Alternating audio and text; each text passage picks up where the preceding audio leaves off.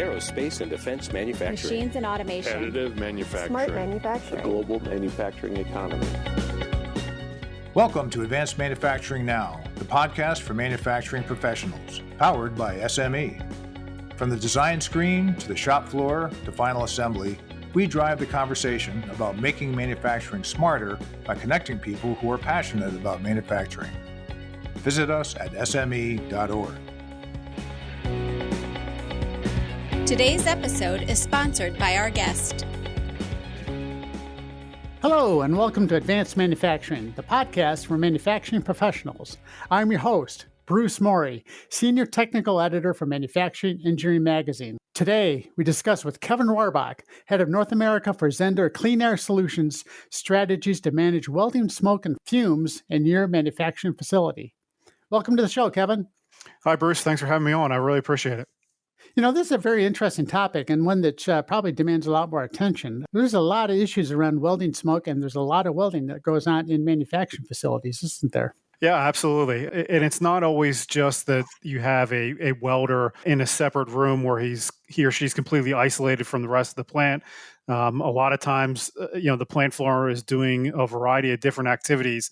And as that smoke's being produced, it will flow to other parts of the plant. So it's an important topic that manufacturers be aware of. So what are some of the negative effects from welding smoke? Sure. The obvious one is employee health.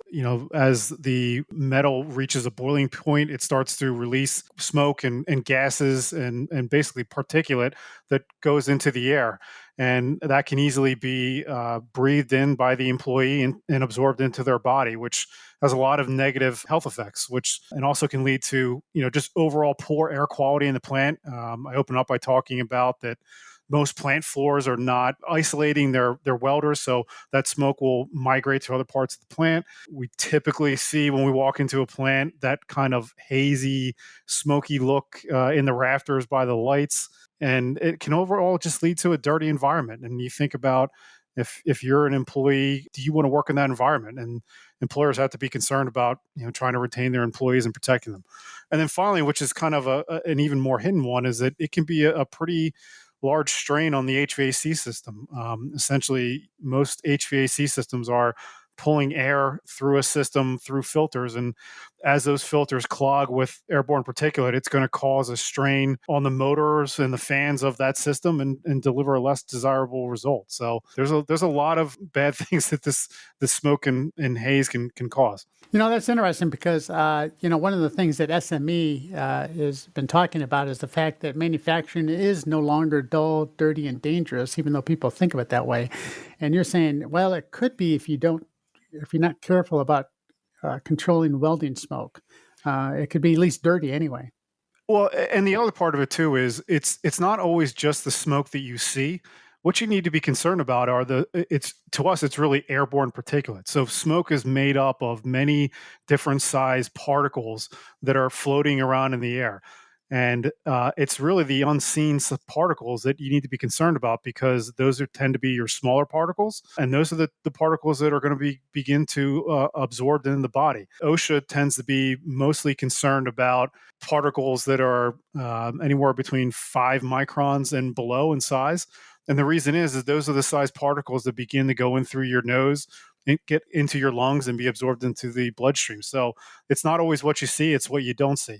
Interesting. Yeah, it's almost like being subjected to diesel smoke, only you can't see it.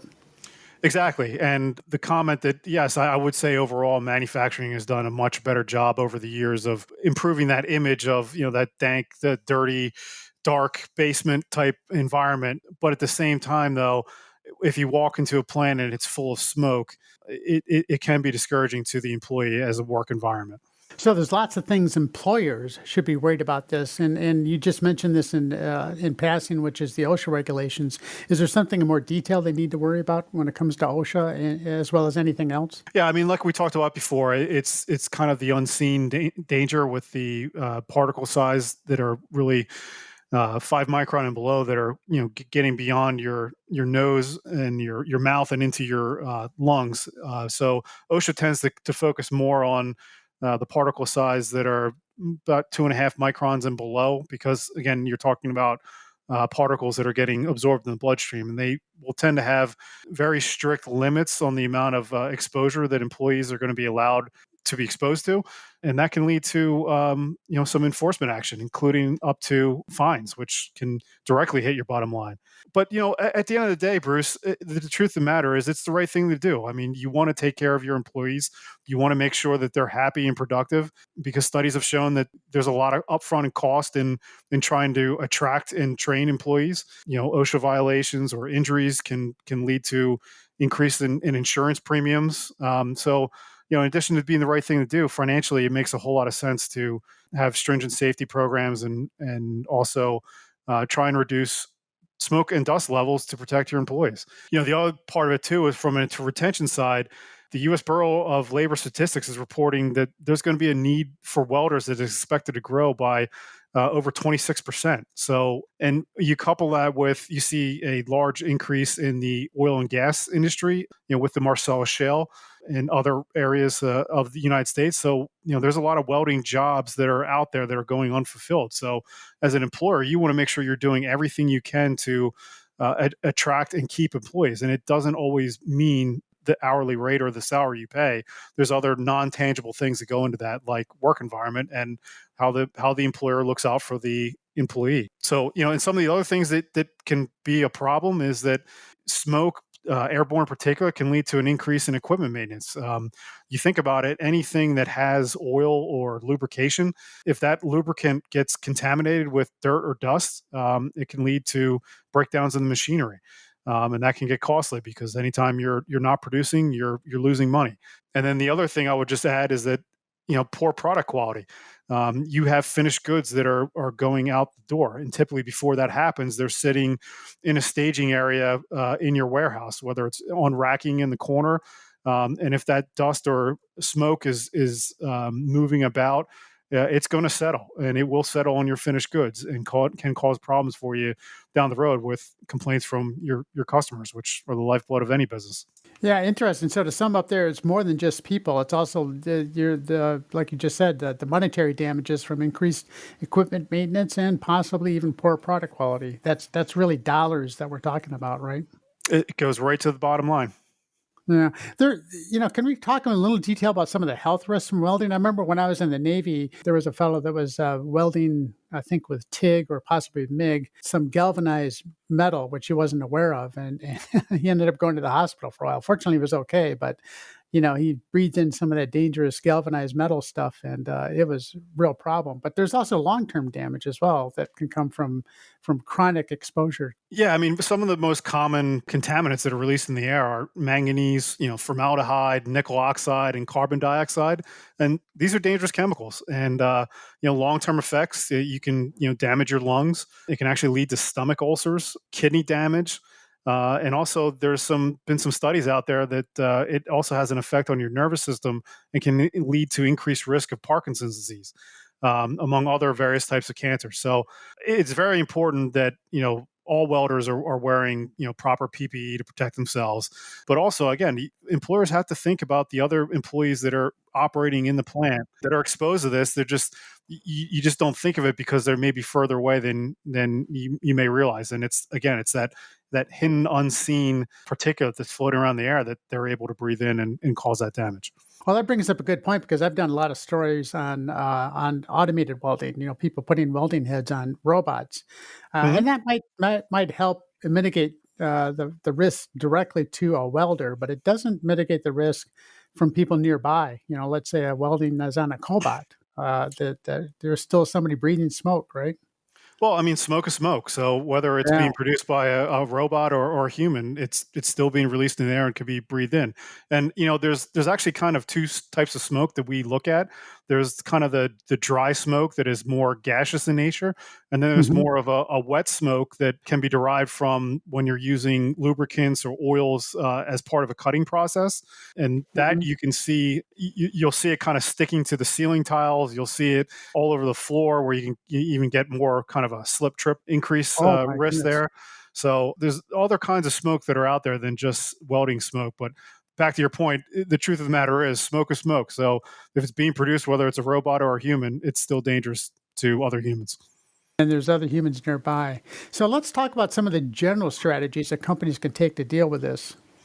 Sure, absolutely. One of the things that we see a lot is source extraction, and there's a couple different ways you can do that. You'll see in the ceiling, it's basically just a fan in the roof that's basically pulling the air out of the room and extracting it and sending it out into the outdoors. And in reality, though, is that really the right thing to do? I think you got to be careful there, because if you're releasing large volumes, you can draw attention from the EPA, which will definitely show some increase in cost for your business. So that's one method. Another one that I've seen a lot of is putting fans in the room.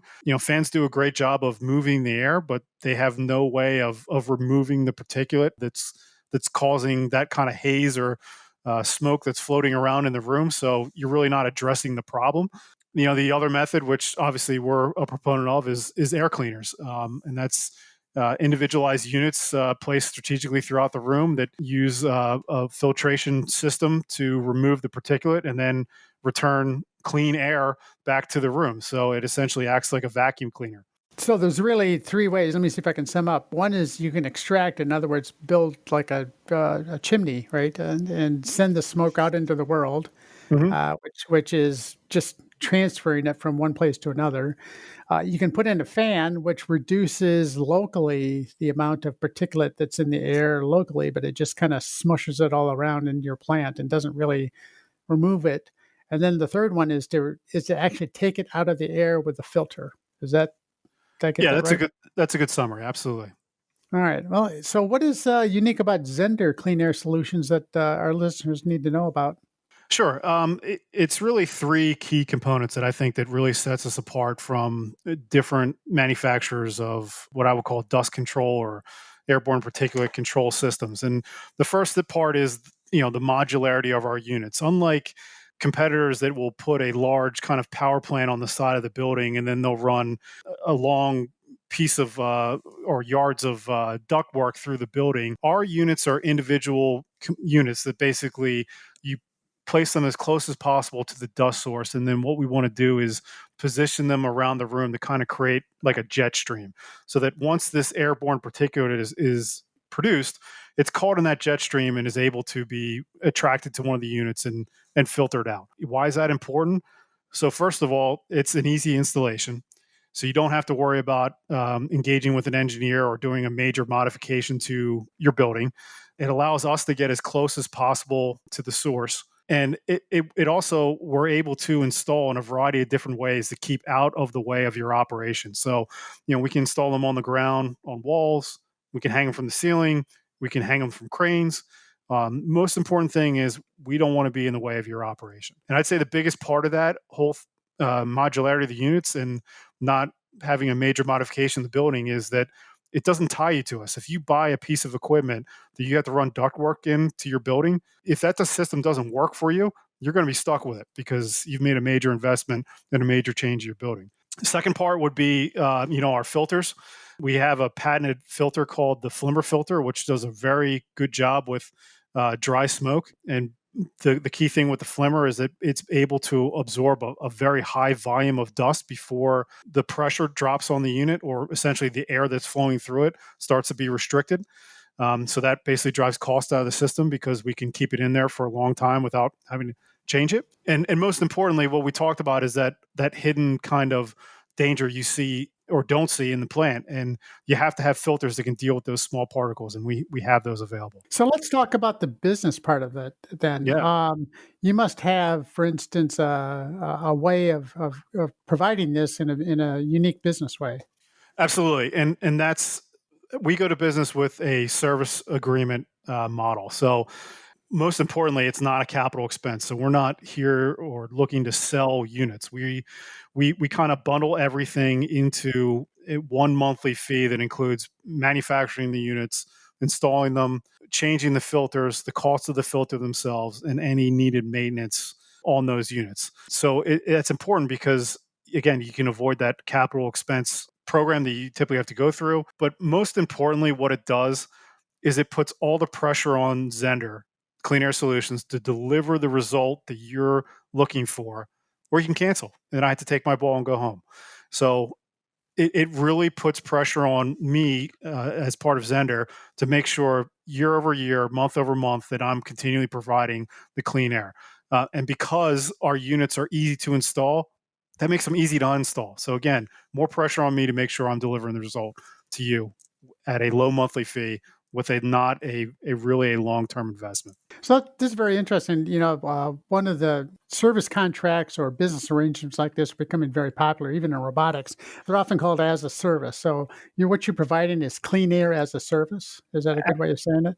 Absolutely. That is, we believe the clean air is a right that every employee should have. And again, it is a service-based model, and it's important to us that we're continually deliver on that service and what the customer's expectation is. And the only way to do that is to stay involved with the customer, not just sell a piece of equipment and move on.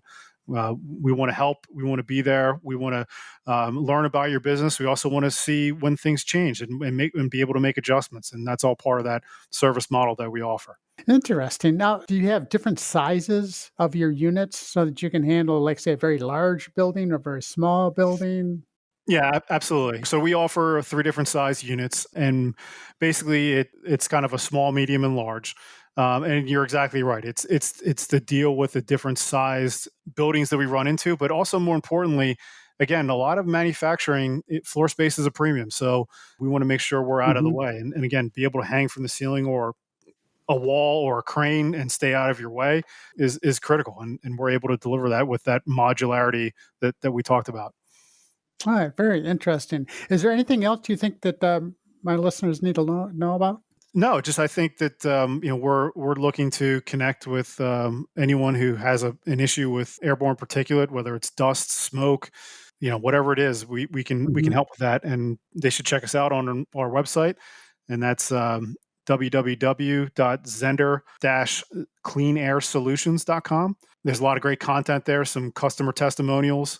And then also, we'd love for you to connect with us on LinkedIn. We're constantly posting things, and we like to engage with people in any way possible.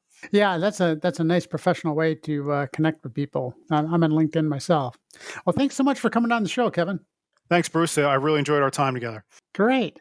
And to find more advanced manufacturing podcasts, visit us at advancedmanufacturingnow.com or search for Advanced Manufacturing on your smartphone's podcast link. As always, SME and SME Media can help you keep abreast of developments in automation, robotics, and smart manufacturing on our website, sme.org/latest-news. And be sure to review our webinar schedule for the rest of the year, available at the SME website in the Manufacturing Resource Center. Thanks again for joining us.